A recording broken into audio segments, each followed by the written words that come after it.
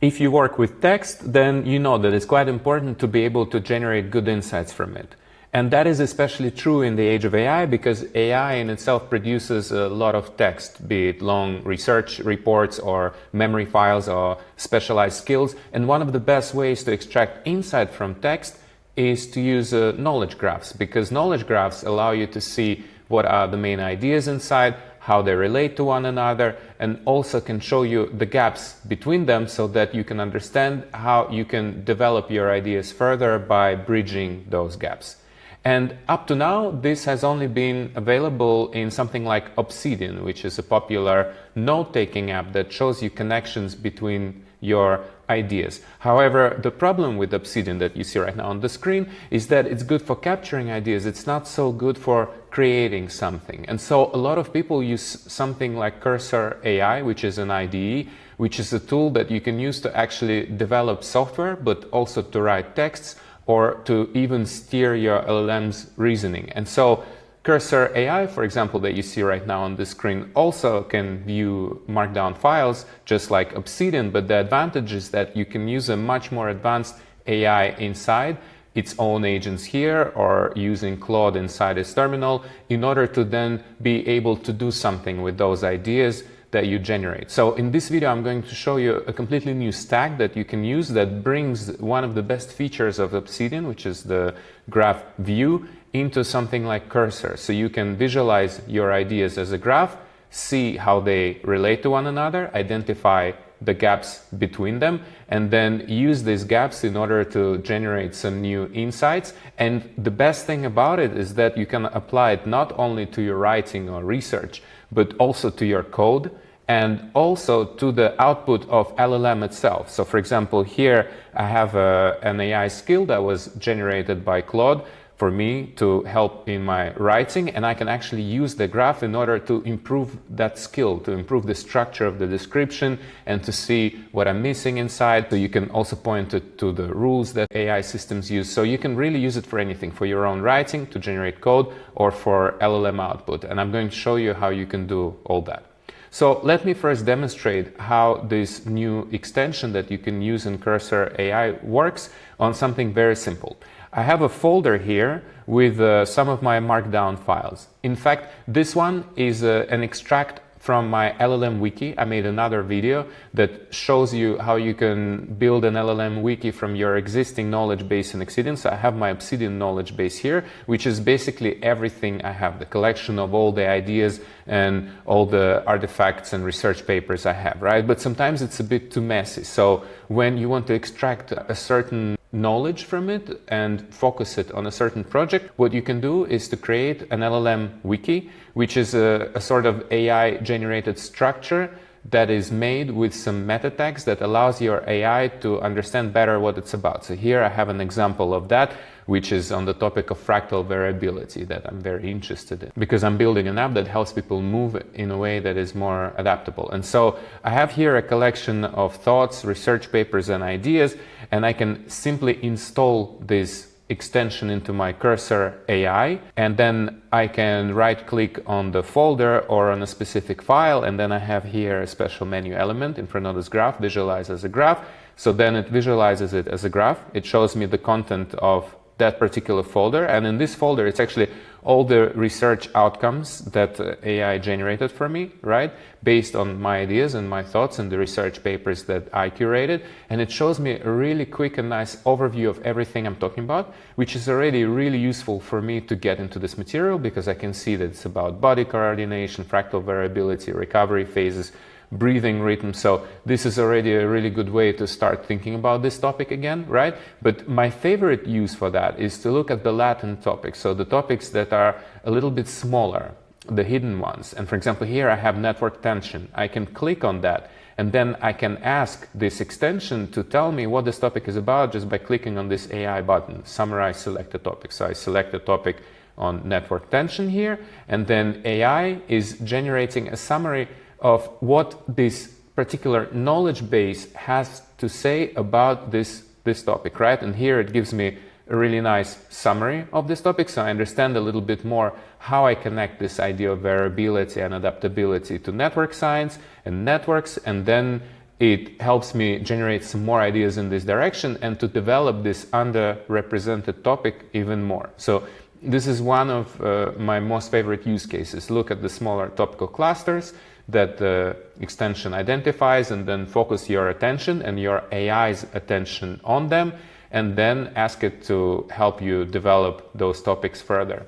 Another very interesting approach is to use the gaps mode, where it shows you which of your topics are not so well connected. So for example, you see here I had this smaller topic on network tension and I have a bigger topic on fractal variability, but they were not so well connected in this folder of the research outcomes that I have in my LLM Wiki. So then I point the AI to this gap, right? I have the gap here, and then I can simply click on this button, and then it's going to generate a response, an idea that connects those two topics together. And actually first it generates some kind of prompt that asks a question that would link these two topics together, and it's a very effective approach because then you can copy that question and then you can go to your favorite AI agent. Here I use Claude inside Terminal, but you could also open a new agent inside your cursor and then send the question here, and then based on the content of this wiki, the AI agents are going to generate some really interesting insights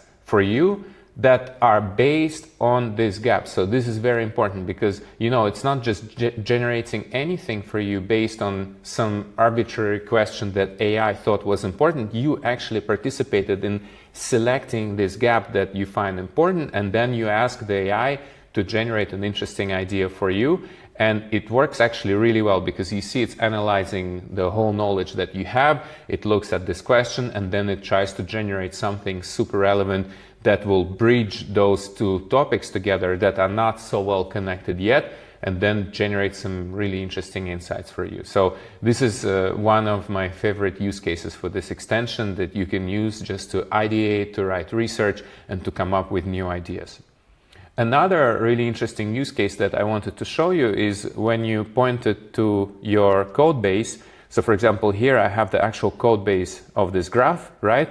And here are some docs that were created by AI agent that was analyzing its structure. So again, I can right click on all these docs, or maybe even just on one file. So for example, this meta contract that the graph has with the AI module. And then I just visualize this whole document that AI created, and I can identify the gaps in this AI generated document in order to ask it to generate some more ideas for me that would bridge those gaps, and then sort of make sure that this report that AI generated for this code base is actually relevant and that it covers all the different interesting topics.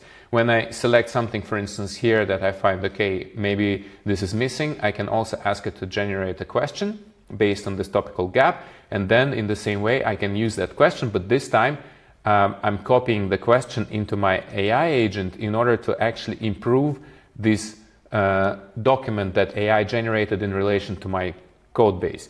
And the best thing about it is that you can also use the graph on code itself. So for example, let's say here I have a file with the global context of this whole tool, right? So I can right click on that file, visualize as a graph, and then it even visualizes the graph of the code base with all the functions and how they relate to one another. And it first shows me the main topics inside. So it's like the main clusters. I have the context manager here, theme configuration, and source embedding. This gives me a really clear understanding of what this code structure is. Then I can click here and say, for example, okay, I'm interested in the interactions with the iframe map because this is one of the ways how it's used. And then I can click on the search button and it shows me exactly where in this code this string appears. So it becomes like a really nice and cool way to actually search through your code base and effectively find connections between them. For instance, if I want to see how iframe app relates to something else like URL parameters, then I can see very clearly here, you know, where this string is and how I can find it inside the code. So you can also use the graph to actually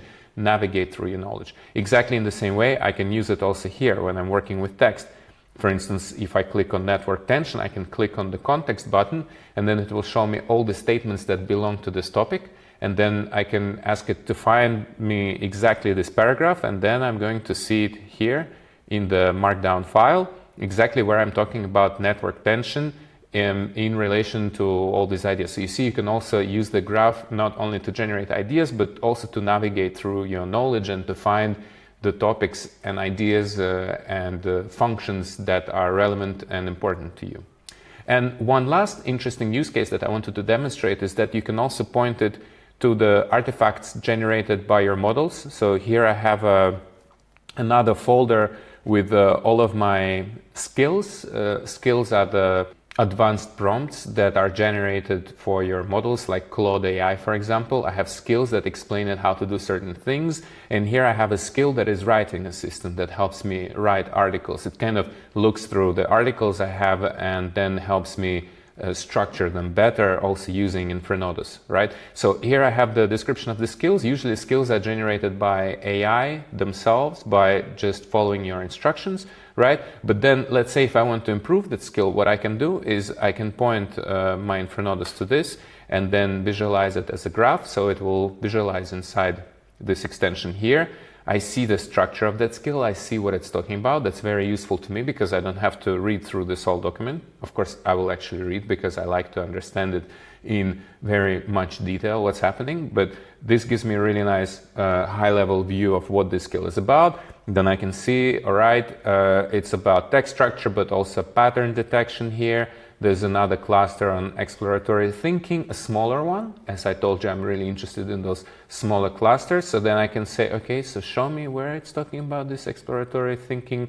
And then I can ask it to find it exactly here. Okay, so here is where it's talking about exploration and how it actually compares the text to the Google search results to see if what I'm writing about is relevant in some wider context. So this is really important. And then it helps me to point my attention or my LLM's attention to this particular skill, right? To this aspect of the skill. And then I can even open a new AI agent here, make a selection and tell it, okay, tell me more about how this is used for writing, for instance, right?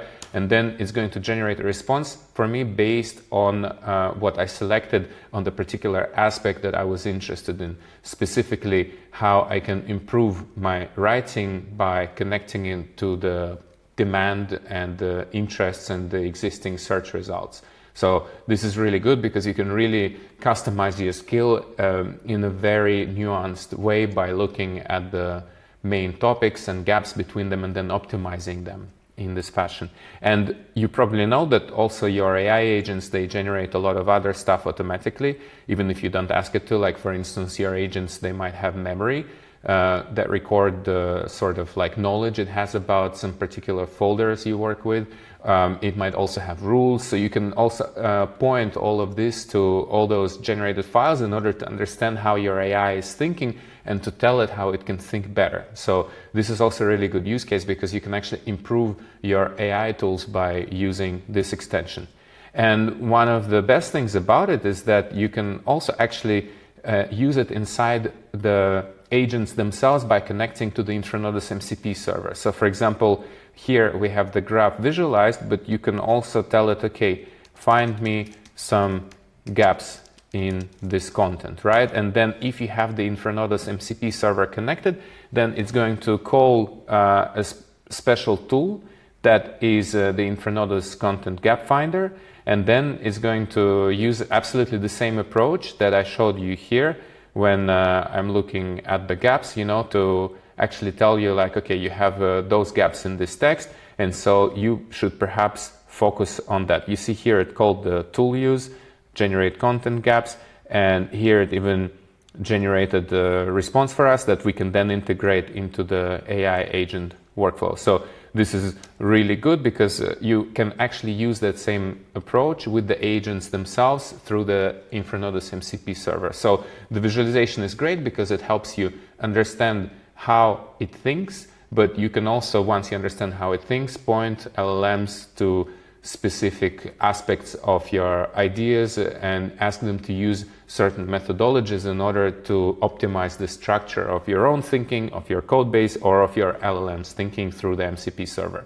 So this is kind of like how you can use it in a nutshell.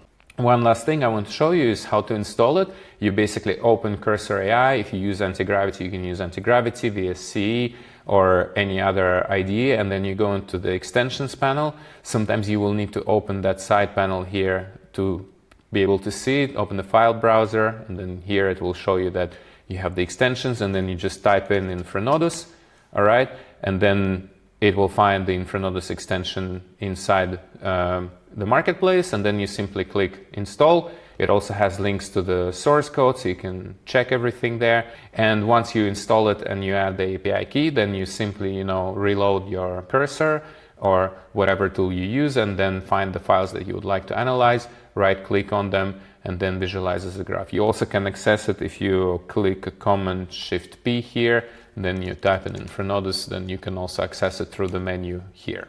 So this is how it works. And some people also ask about how you can move it to the right. We have an explanation in the README file of that extension here that explains how you can move it into the right panel. So you can also check the README file in the description of the extension that explains to you exactly how you can move it to the right. Because I find it's most convenient to actually have it next to the agents, because then I can switch between the agents and the graph, and then it's much easier to copy and paste stuff and to visualize the graph here. So I hope you like this demonstration, you like this tool. If you have any questions, let me know in the comments to this video below. And also, if you're not subscribed yet to the channel, please subscribe, because when you subscribe, then this video will be shown to the people who like similar content, and that will really support my work as well. So I will really appreciate if you hit this subscribe button and the like button under the video. And as I said, I'm very interested to hear about your experiences using this. So if you have anything that you would like to share, please let us know. By the way, I just noticed that the extension has a slightly low rating, but that's because it was not updated for 2 months. I actually made it 1 year ago the first time. But now in the last 2 months, there was a lot of updates, and I think it improved dramatically. So if you like it, please also give it a rating that you think it deserves. Thank you, and let me know what you think.